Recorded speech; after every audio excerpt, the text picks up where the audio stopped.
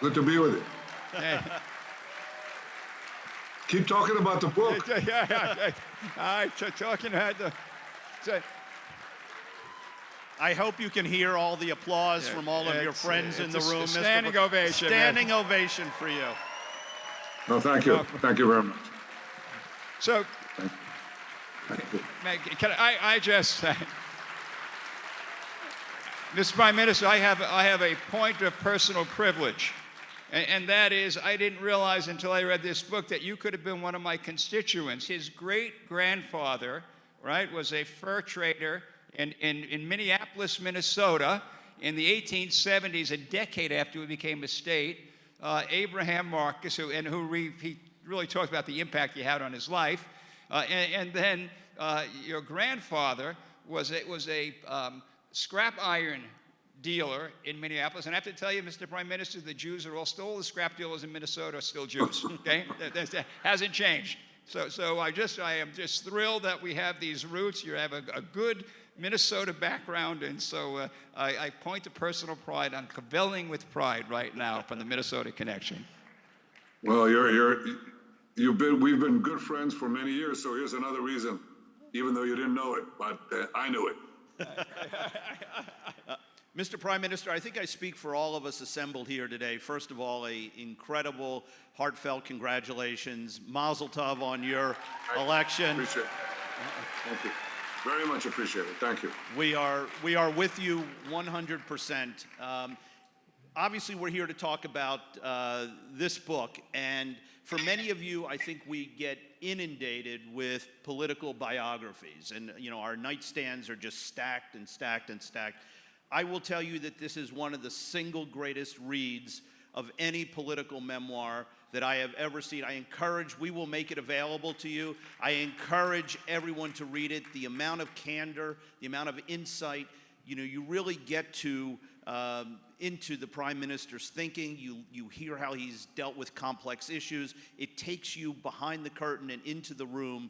And it also shares a lot about his own personal journey. And we're going to talk about that today. But it is an amazing, incredible book. And let me make one of the then I'm going to turn to the Prime Minister to respond. But and particularly for us, for Jews, this book is in many ways, Mr. Prime Minister, and I'm going to ask if that was, as you were writing it, was that your intent? It is both.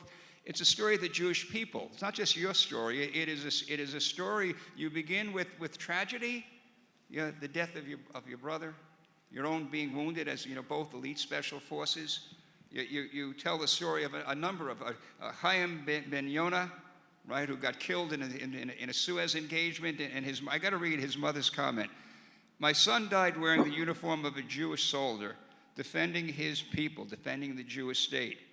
And he said if he had born 2 years earlier, he would have died in the ovens of a Nazi death camp with 1.5 million other Jewish children. But from there, it is then hope, and it's optimism, and so when you were writing this book, in your mind, did you have that my life story, your life story, is kind of a reflection of Israel, the tragedy to optimism, the challenges to triumph? Was that kind of your whole mindset in putting this together? Well, it's been my life's mission, as you know. You look back at it and you ask, are these fortuitous events or not? But my whole life story was a mission that I received from my grandfather, maybe my great-grandfather, your fellow Minnesotan, but my grandfather was a great, was a rabbi, but also a great disciple of Herzl and of Zionism. My father was a great historian of the Jewish people. My brother, who fell while leading the most spectacular rescue mission of modern times in Entebbe, Uganda, releasing 103 Jewish hostages. And it was instilled in me, in my family, in me personally, that the rebirth of the Jewish state, while a miracle of history and of faith, is not secure, it's not guaranteed, and that our job is to secure the prosperity and security and the permanence of the Jewish state. And that's what I devoted my life to, first as a soldier, then as a diplomat, and then as a statesman, as a political leader. it's a series of miracles, but my father always said that God gives a limited amount of miracles to people, and we've used a good chunk of ours, a good portion of our quota. So we have to not rely on miracles, but rely on ourselves and make Israel exceptionally strong, because quite apart from the moral nature of our cause, history doesn't make a difference between the just and the unjust, the moral and the immoral. The strong survive, the weak don't. And if you're moral and weak, you'll be devoured, which is the history of the Jewish people. And if you're strong, you'll survive. So we had to take this miracle of the rebirth of Israel and make it very strong. And you asked if that's what guided me? Absolutely. That's the only reason I'd come back to this, I don't want to say mess, but to this noble, messy endeavor of politics. There has to be a reason to do that, at least for me. And it's not power by itself. Power by itself is totally useless. It's a life of purpose, and my purpose is to assure the future of the Jewish state. Thank you.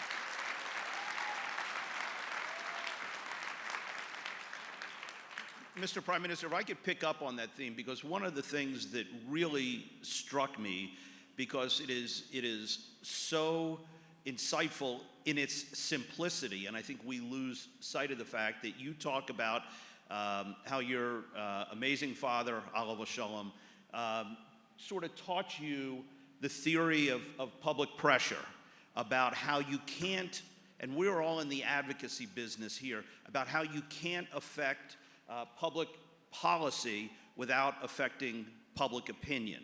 And it is elegant in its simplicity, but it is absolutely 1,000% true. Can you talk a little bit about how this has informed you through the arc of your career, and how you apply this, going forward with your next term in terms of the issues that you're going to be confronted with?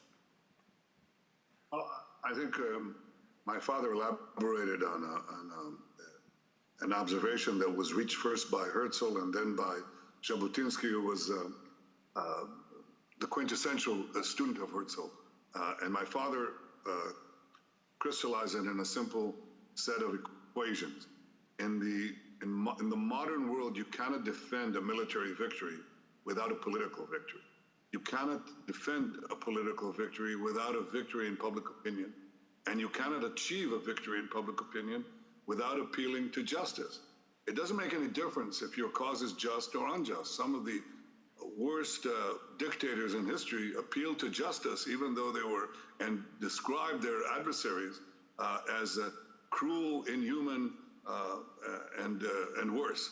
And that's the story of Israel. Israel kept winning battles on the battlefield, on the military battlefield, but losing them politically because it was losing the battle for public opinion, which is one of the things that you see on American campuses, for example, or sometimes in the mainstream press. You have to fight the battle for public opinion.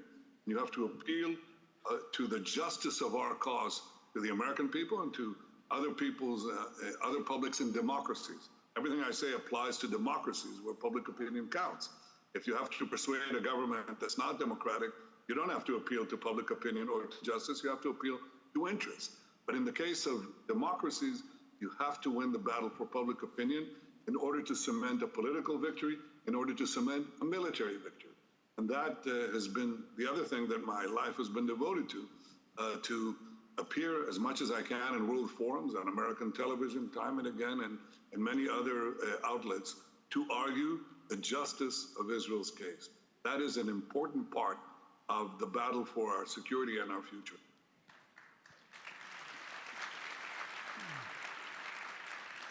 So, Mr. Prime Minister, one of the challenges that Israel faces and continues to face is the challenge of Iran and the prospect of Iran getting a nuclear weapon. And you gave an address to Congress in 2015. I was there in the chamber. I was next to Reverend Hagi was there, and Alan Dershowitz, and that was challenging. It was challenging, invited by the Speaker of the House, not coordinating the White House.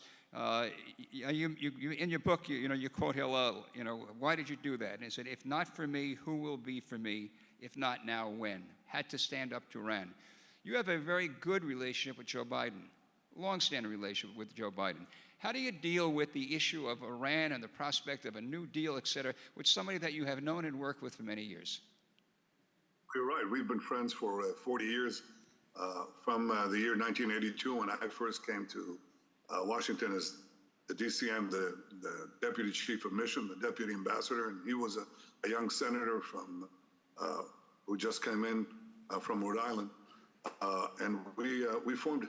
I'm sorry, for Delaware. We formed an easy relationship, friendship since then. And while we disagree, and we agree to disagree on some matters, it's, how can I say this? This is disagreement within the mishpocha, within the family. I've had the privilege of dealing with several American presidents, and I can tell you, even though there were occasional differences, by the way, with Republican and Democratic presidents, I valued the constancy of the American-Israeli alliance, because it is a partnership between peoples. The vast majority of Americans believe that Israel represents common values that inform our society, our civilization. They admire Israel. And by the way, that applies to the political divide, even though it may vary in degree, in intensity.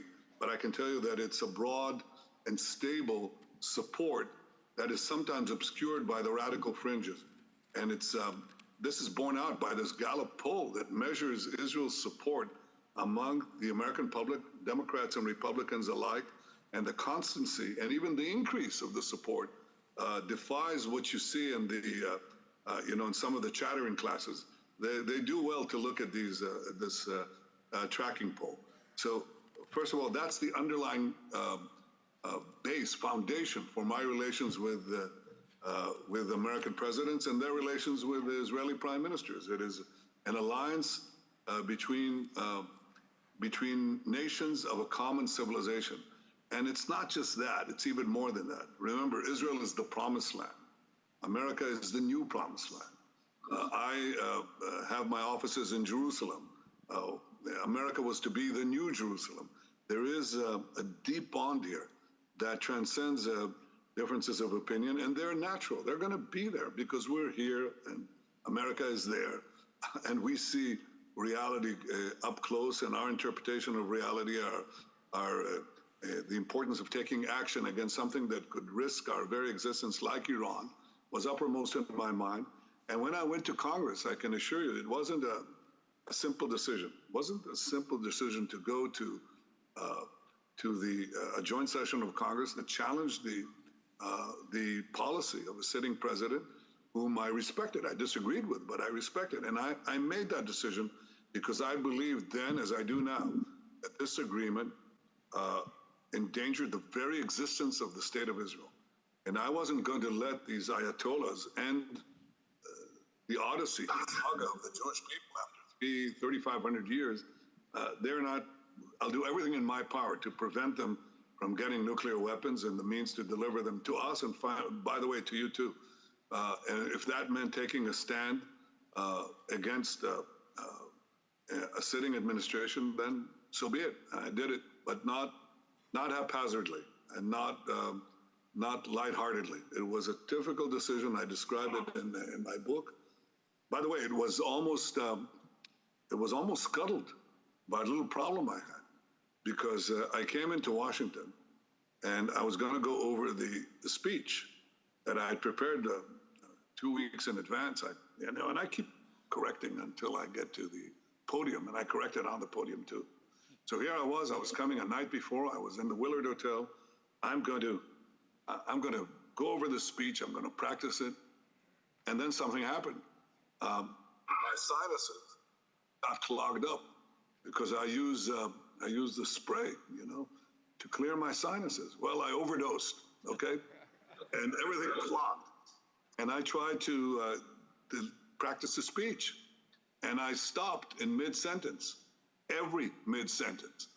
And I said, well, how the devil am I going to give this speech? This is the most important speech of my life, and I can't clear it. And sure enough, the medic that accompanies me came in, and he tried something. And my wife, Sarah, gave me a bowl of steam, and that didn't work, and tried everything. And she said, well, go to sleep. It'll pass by morning. Well, I went to sleep, and I couldn't sleep, and it didn't pass by morning.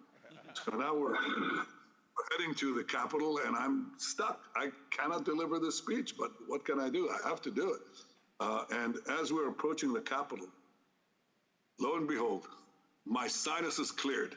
Okay, so I walked into the Capitol with a big smile on my face. Now, you guys didn't know it, but that was really that was it. I was done. I was fine. The sinuses stayed cleared for a few hours, and then they clogged up again. So, look at it as divine intervention or whatever. No doubt Hashem was with you in that moment on that day.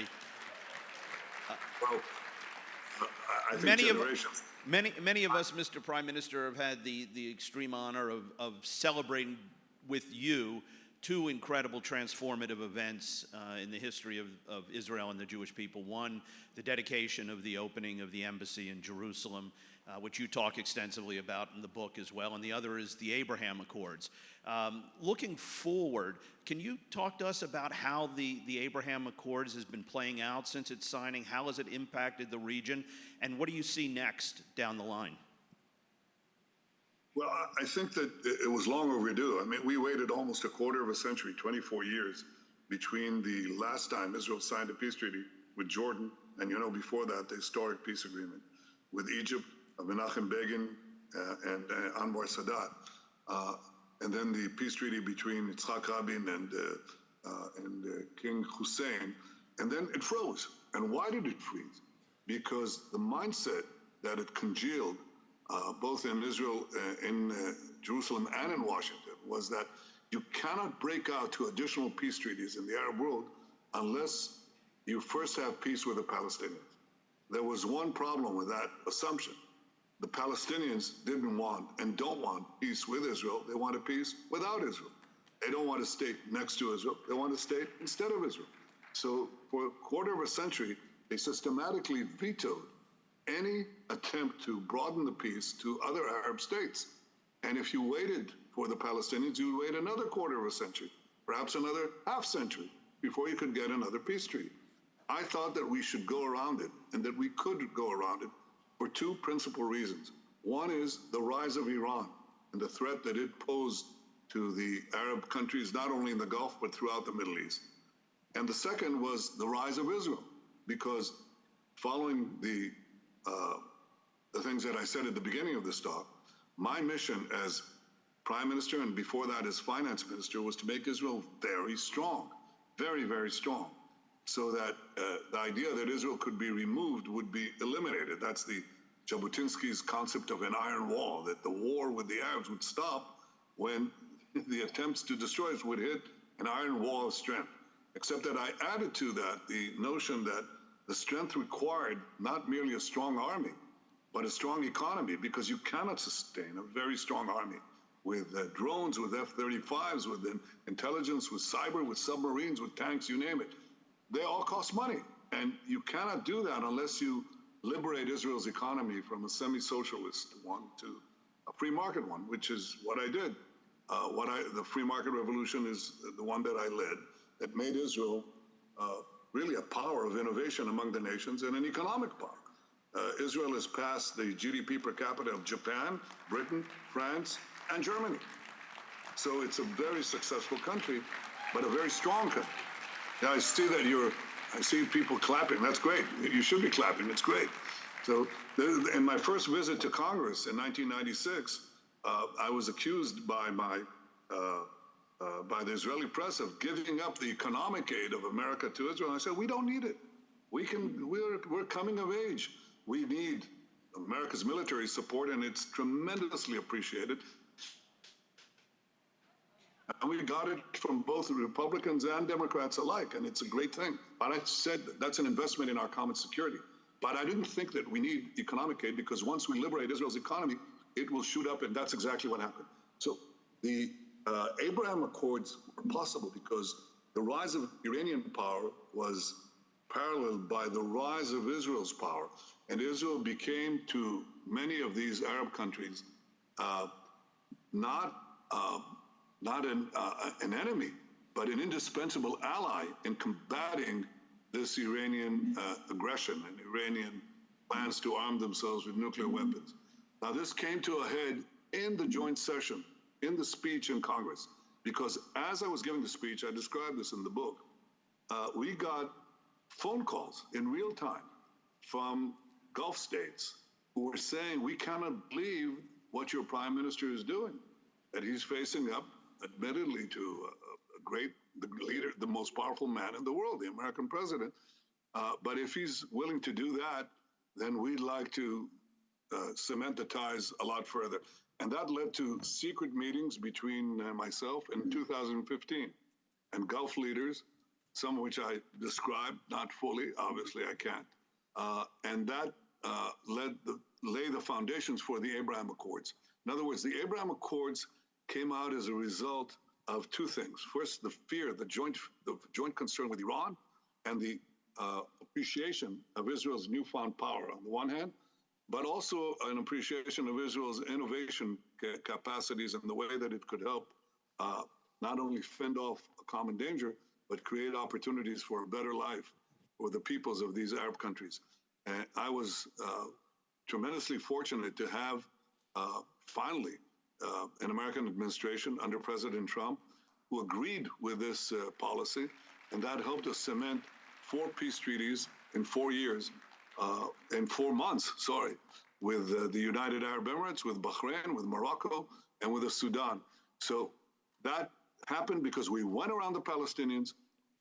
We built this foundation of meetings and contacts that I cannot elaborate. A lot of efforts to cement the peace, and now we have this newfound peace. I'm telling you that my goal will be to carry it quantumly to other countries, especially one country, but effectively to end the Arab-Israeli conflict. And yes, the Palestinians will be the last to know that they too have to recognize the Jewish state. But the way to get there is not to wait for the Palestinians and then work yourself inside out. It's actually to work yourself outside in. And I'm very hopeful about the chances for peace in the coming years.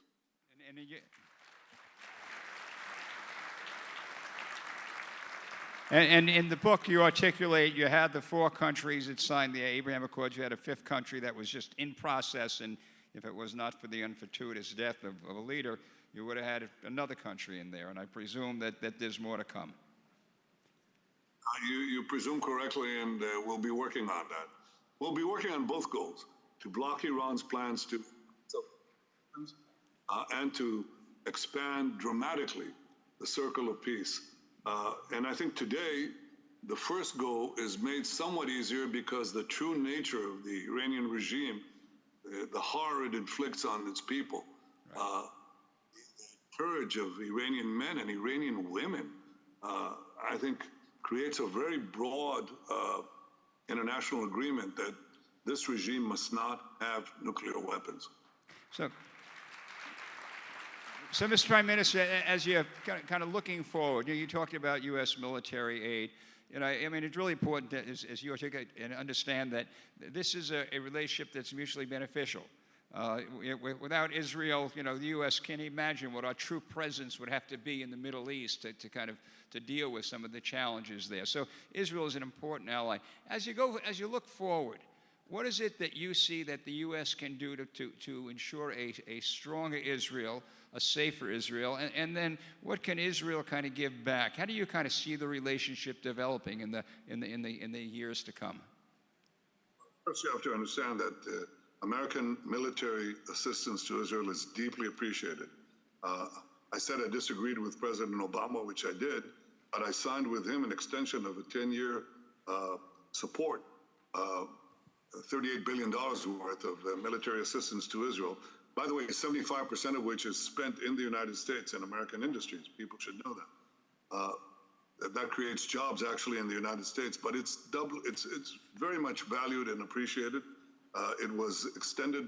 The first such 10-year agreement was done between me and President Clinton. The second between President George Bush and Prime Minister Olmert. The third between President Obama and myself, and there'll be a fourth that's coming up very soon.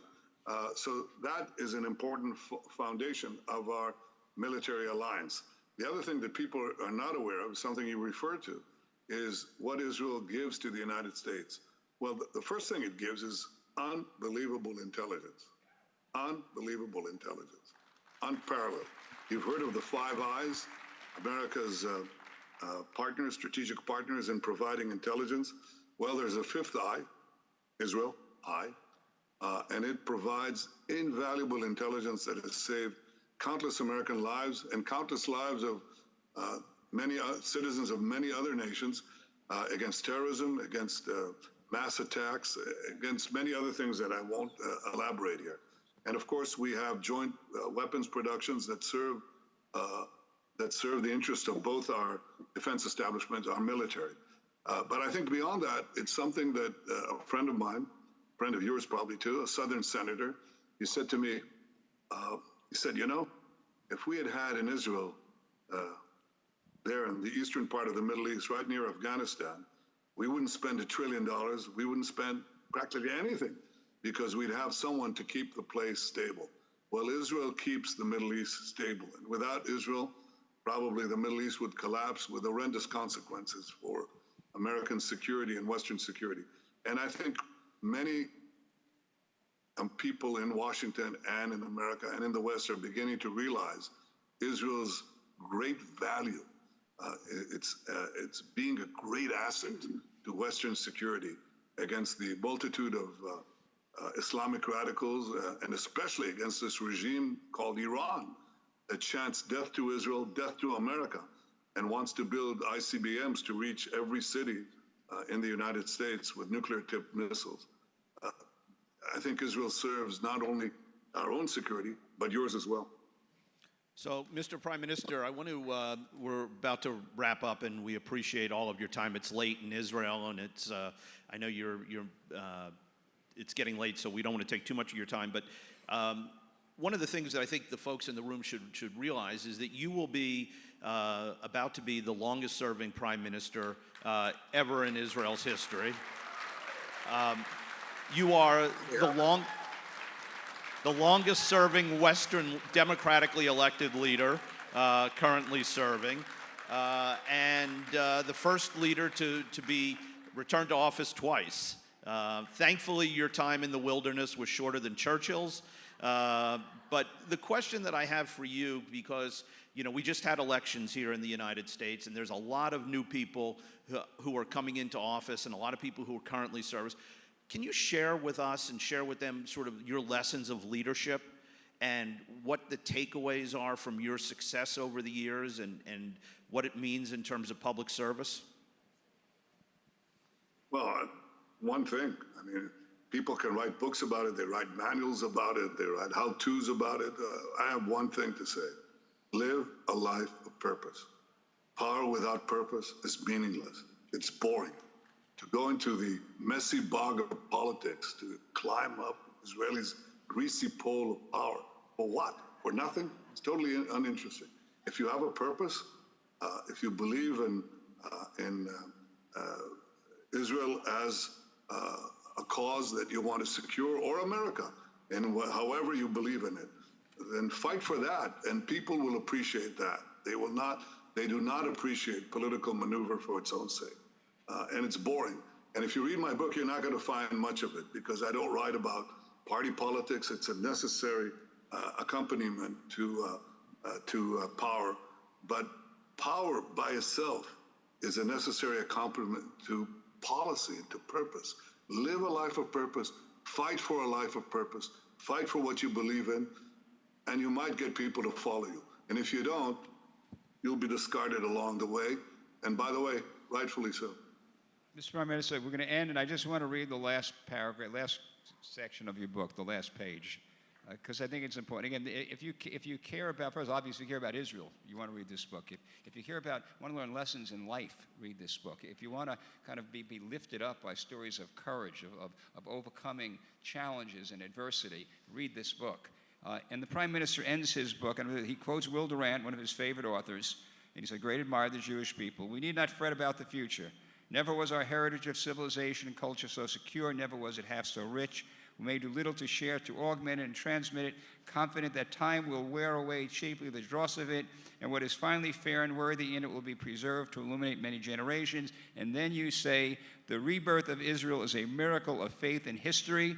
The book of Samuel says the eternity of Israel will not falter. Throughout our journey, including in the tempests and upheavals of modern times, this has held true. The people of Israel live. Mr. Prime Minister, that you make it come alive for us, for your leadership, for all that you have done, and we are so grateful for you to be here today with us. Thank you, Mr. Prime Minister. Thank you both, and thank you all. Thank you. Appreciate it very much.